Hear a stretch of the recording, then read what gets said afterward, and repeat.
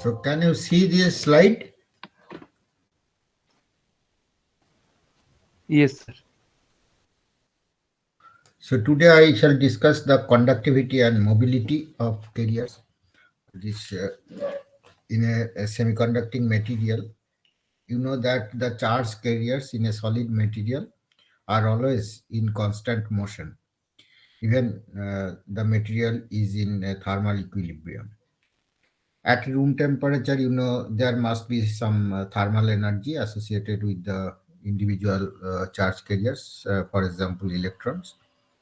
And the motion of an individual electron can be visualized as the random scattering from the lattice atoms, impurities, defects, any other surrounding electrons, and many more things also.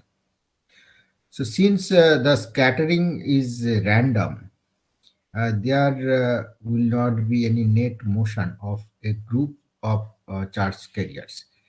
That means you will not find any net current flowing through the material. But if we consider a single charge carrier, so it is not true. If we consider, say, ith electron and consider the motion of this ith electron uh, in a semiconducting material, then the probability of this charge carrier, this electron, returning to its starting point, say here it is shown by this figure. So this is the starting point, and if you consider the motion of this electron within a semiconductor material, so it is first is the line segment with an arrowhead. That means it indicates the direction of movement of this electron, and then it encounters a collision with the crystal lattice. Then it is diverted. Its motion is in the downward direction, then again in an inclined fashion. So each and every this line segment, it indicates the path between two consecutive collisions. So if we consider the motion of an electron in an individual electron inside the semiconducting material, so there is seldom any probability of finding this electron at the same place after some time setting. So this probability is negligibly small. So, if we consider a large number of charged particles, means electrons, then there will be no preferred direction of movement for this group of electrons, and therefore the net current flow will be zero because their motion is completely random in nature.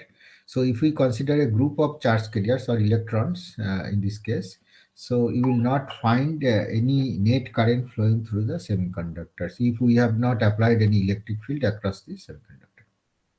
So, therefore, even if the semiconducting material is in thermal equilibrium and there will be always movement of these free charge carriers inside this material, but we do not get any net current in such a material.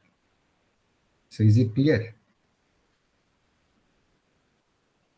Yes, sir. Okay.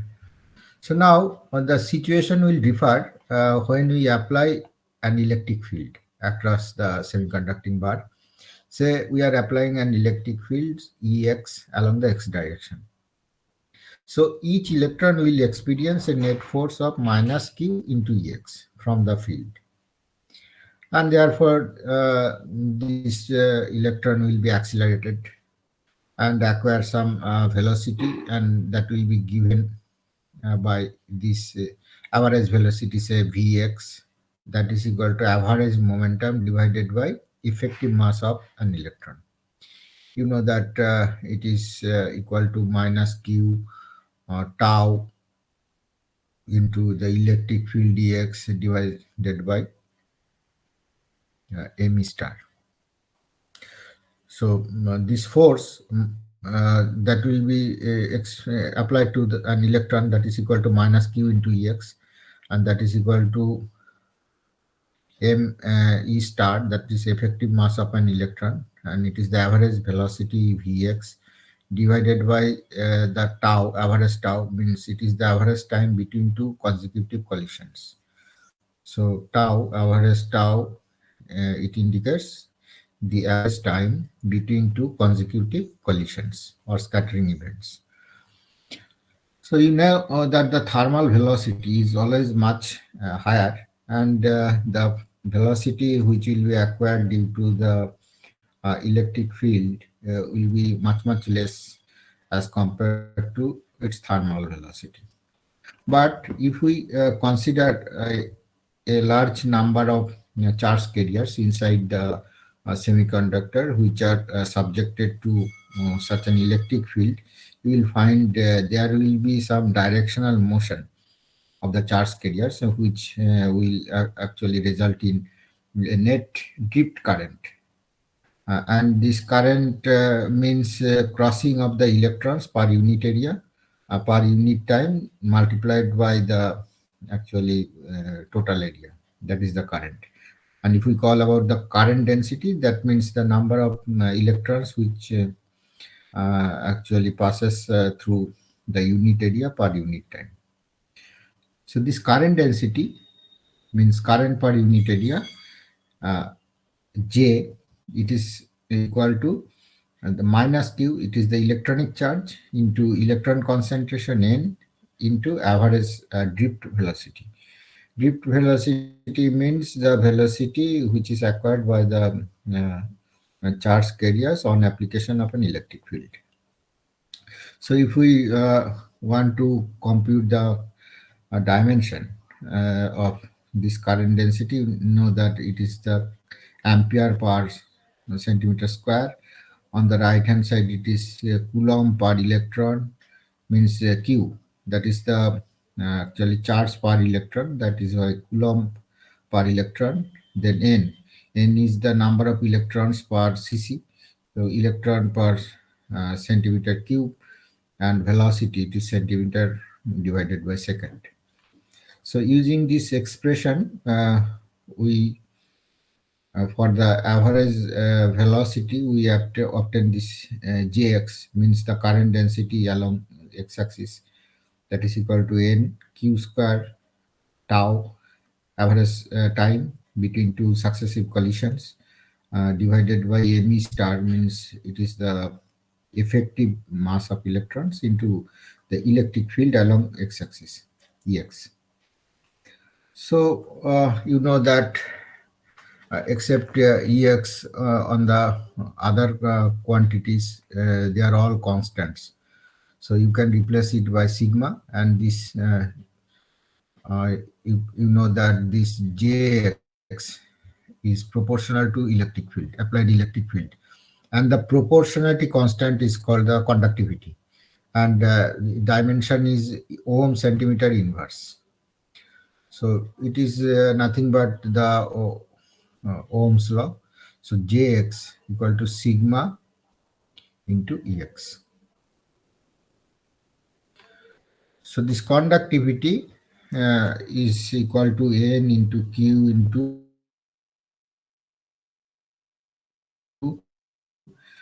mu n. So mu n is called the mobility of electrons, mu n tau divided by m star.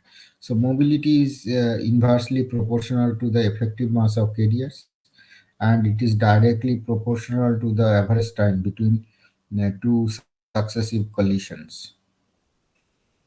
So this quantity mu n, called the electron mobility, it indicates the ease with which electrons dipped in the semiconducting material here. So the mobility can be expressed as the average particle drift velocity per unit electric field. So you must remember this definition of mobility. Mobility of carriers, it is actually the average particle drift velocity per unit electric field. So V drift, that is equal to minus mu n Ex. So mu n is equal to average velocity divided by electric field. That means the average drift velocity per unit electric field is defined as the mobility, drift mobility. And what is the dimension of this mobility? It is dimension is centimeter square per volt into second. You must remember the dimension of mobility. It is centimeter square per volt into second. And Jx is the current density along the x-axis. It is equal to sigma into Ex. So if we consider another charged particle, that is hole, in case of a semiconducting material, holes are majority carriers in p-type semiconductors.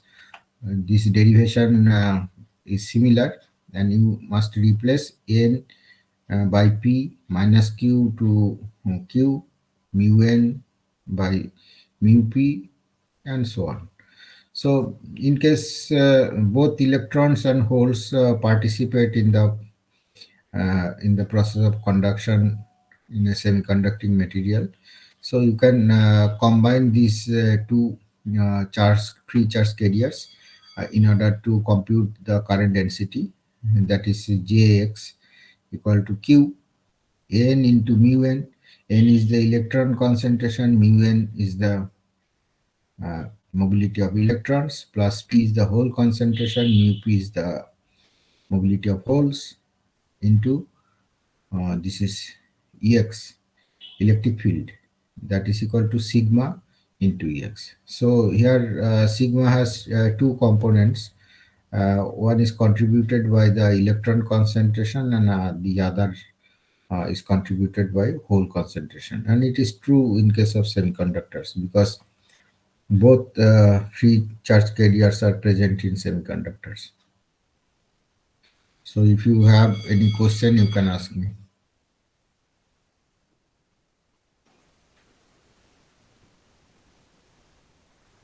No, sir. It's fine.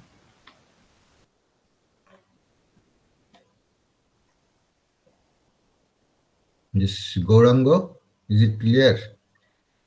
Yes, sir.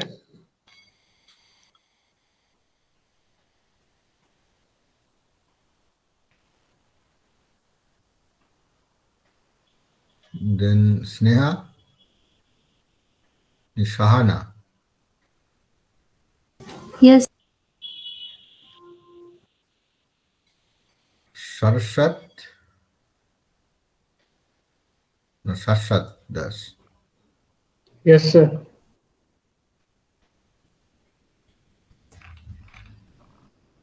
So you are only, this number is 10 or 9. Where are others? I don't know. Officially, it's around 16. Officially 16, but I am not finding them. I don't know, sir.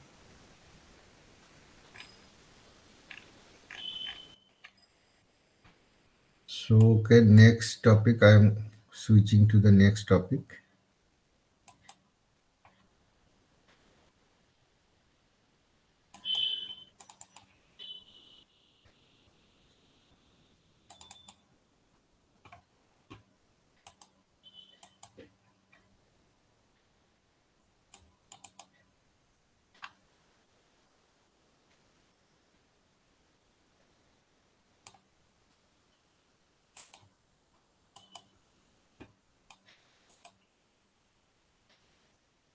So you may be asked to do such type of problem. It appears in many competitive examinations.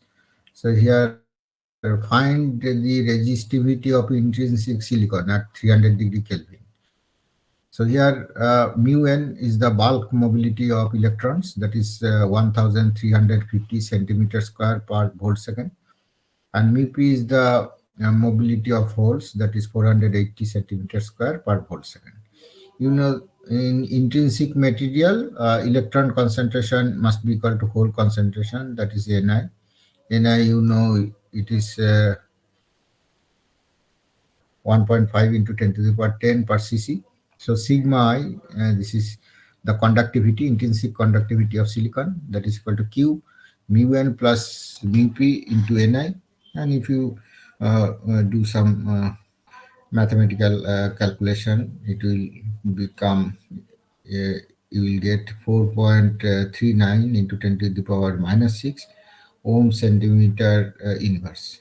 So you know that resistivity is the reciprocal of conductivity, and you can get the value. It is around 2.28 into 10 to the power 5 ohm centimeter. So it is very simple mathematics, but if you do not know, you cannot compute it within a very short time. So some this type of actually mathematics they set in many competitive examination, including GATE. Now I shall discuss the effect of temperature and doping on mobility. So before that, we must understand what are the scattering mechanisms inside the semiconductor. So there are two basic scattering mechanisms which influence the electron and hole mobilities in a semiconductors. So fast scattering mechanism is the lattice scattering, or sometimes it is called phonon scattering. And the second one is the impurity scattering. We are doping the semiconductors with either in dopants or acceptors. That means there are a lot of impurities present in the semiconductor. So, and impurities are in general ionized immobile charges. In case of donors, they donate electrons to the crystal, and in case of acceptors, they accept electrons from the crystal, and they create free hole uh, charge density inside the semiconducting material. So both acceptors and donors are ionized immobile charge carriers. So when carriers, free charge carriers, travel through the semiconductors, they encounter this electrostatic attraction or repulsion depending on the charge polarity. So therefore, there will be impurity scattering. This type of scattering is called impurity scattering, and it is dominant when the temperature is low, because they can impact in a pronounced manner for a slowly moving charge carriers. Therefore, so impurity scattering is stronger for a lower temperature. So here you see I have plotted the variation of carrier mobility along the y-axis as a function of temperature in absolute scale. Here is in log scale. So you see that this mobility uh, at first increases with t to the power 3 by 2. So for a lower value of temperature, the mobility drops because of the strong impurity scattering.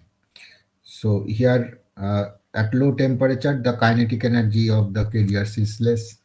Therefore, they move. They have actually velocity. Their velocity is also less, and they are called slowly moving charge carriers. So impurity scattering is pronounced in case of slowly moving carriers, and therefore mobility drops at a low temperature. And this mobility shows actually increases with t to the power 3 by 2 following this straight line in log scale plot. It is not actually straight line in mathematics. It will be exponential in nature, because straight line in log scale means it is exponential actually. So, have you understood the role of impurity scattering in reducing carrier mobility at low temperature? Then I'll go to the lattice or Phonon scattering. So can you please repeat this? Impurity scattering. Yes, sir.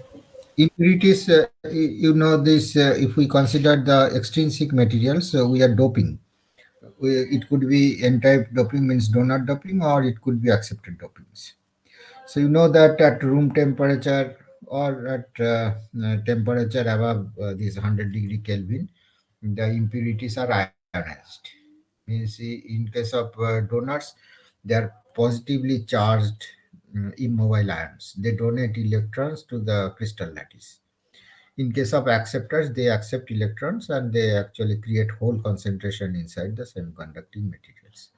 So when charged particles, means free charged particles, say electrons, want to travel through the semiconducting materials, they encounter these ionized impurities in between, and their motion will be scattered, means diverted. There will be some scattering depending on the polarity of charges. If there is same polarity of charges, they will be deflected, and for the similar dissimilar charge polarities, they will be attracted. Whatever may be, their motion will be diverted. Therefore, and if the temperature is low, then they will be slowly moving particle because their kinetic energy less, and therefore their velocity will also be less. So, and these particles will be pronouncedly affected by the impurity charges, and the impurity scattering becomes more for a lower temperature, and that will cause a drop in the mobility of carriers. Therefore, and this relationship is nonlinear, uh, and this mobility actually drops uh, along following this t to the power 3 by 2 as temperature is reduced.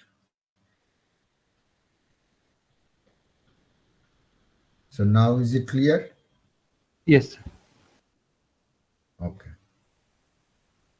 So now if we increase the temperature of the semiconducting sample, then the carriers will gain enough energy from the thermal agitation. The KT is high. That means they and these particles, charged particles, will be highly energized and they can move fast.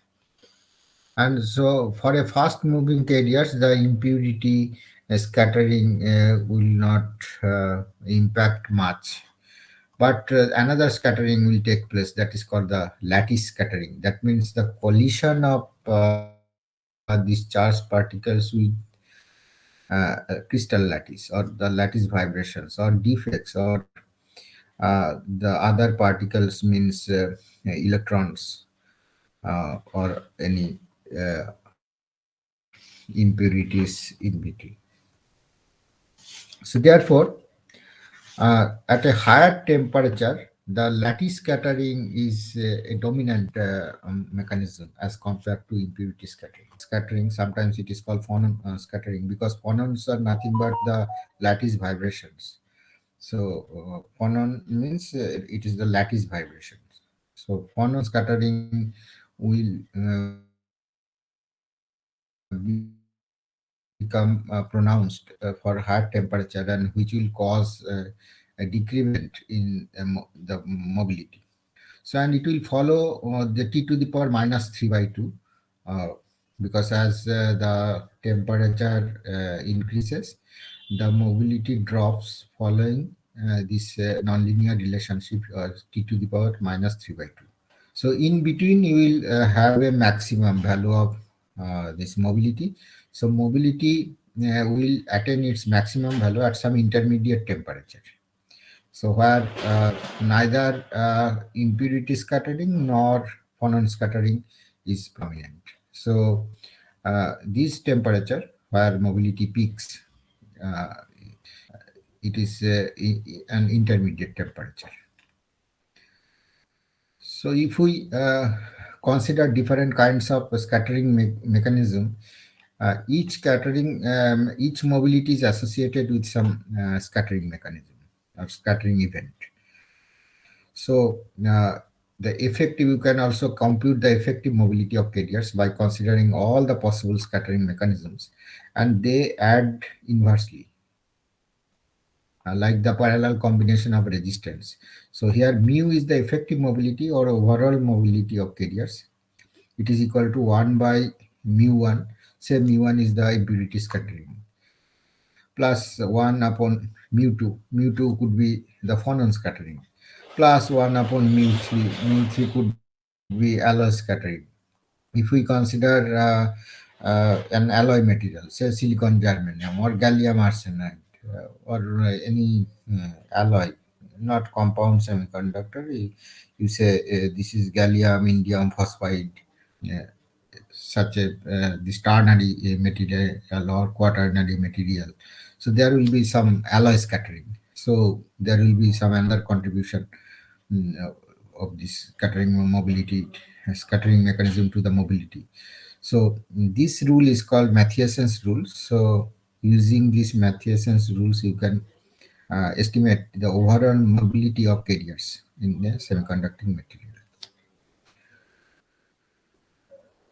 So once you know different kinds of scattering mechanisms, you can assign some mobility, and to obtain the overall mobility of carriers, you can use this rule so that you can compute the value of uh, mobility at some given temperature. So if you have any question, you can ask me. So you must remember that at a higher temperature, the phonon scattering or lattice scattering is dominant. At a lower temperature, impurity scattering is a dominant scattering event.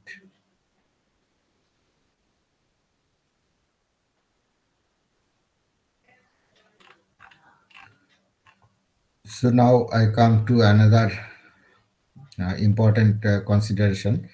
So variation of electron and hole mobility with doping concentration. So from this plot, here doping concentration is varied from 10 to the power 14 to 10 to the power 19. So first is the hole mobility, and the higher one is the electron mobility in silicon. So both the mobilities, means electron and hole mobilities, they decrease with increasing doping concentration. And it is justified because as you increase more and more impurities inside the semiconducting material, there will be a higher amount of collisions with the impurities, and that will bring the mobility down. So because of the higher concentration, impurity concentration, mobility of carriers actually drops. So this is very simple to imagine, and you can also see some value. Then you can appreciate this. The electron mobility of intrinsic silicon at 300 degree Kelvin, it is 1350 centimeter square per volt second for intrinsic silicon. So if the donor doping concentration is 10 to the power 17 per ccc, the electron mobility actually drops down to only 700 centimeter square per volt second, almost half. So you see the degradation of the mobility with the higher concentration of impurities. See, it is the actually the bulk mobility. I am not talking the other mobilities. There are other mobilities as well. In the device, the mobility of carriers further drops down. So if you have any question, you can ask me.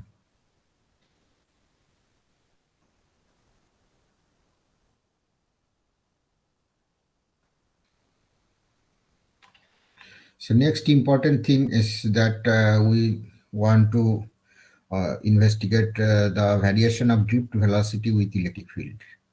So this is the curve where the drift velocity of electrons is plotted as a function of the electric field. So electric field is measured in volt per centimeter, and the velocity is centimeter per second. So first, if we increase the electric field from a low value, the drift velocity linearly increases. Then it shows some sublinear dependency with the electric field, and finally it saturates at a value 10 to the power 17 centimeter per second. So if we know this relationship between drift velocity and applied electric field. You know that drift velocity equal to mobility into electric field. Vd equal to mu into Ex. And the current density, this J equal to sigma into Ex. So first, the drift current is proportional to the electric field. That is the proportionality constant is sigma. This sigma is not a function of electric field, but at a higher value of electric field, when the electric field exceeds 10 to the power 3 volt per centimeter, the conductivity of the material becomes dependent on the electric field. So this sigma is no longer independent of electric field, but it is influenced by the electric field. So therefore, you will see some sublinear variation of drift velocity with electric field, and ultimately the velocity saturates for higher value of electric field. Say when the electric field is 10 to the power 5 volt per centimeter, drift velocity becomes equal to around 10 to the power 7 centimeter per second. But what happens here? If we increase the electric field of the carrier, from this electric fields, carriers acquire energy. So carriers acquire energy from the electric field, but you are not getting any reflection by the increase in the drift velocity. So where does the energy go? So the rate at which the energy is collected by the electric field is actually imparted to the crystal lattice by means of this phonon vibration. This releases energy to the crystal lattice. That is why you will get here a saturation of the velocity.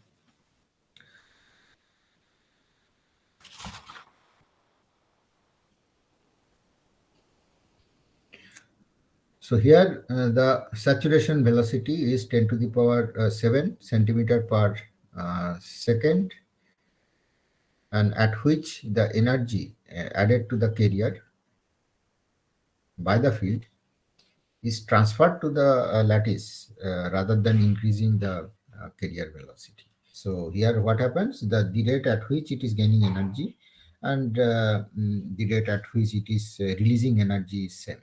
So energy is released to the crystal lattice in terms of heat or lattice vibration, means phonon.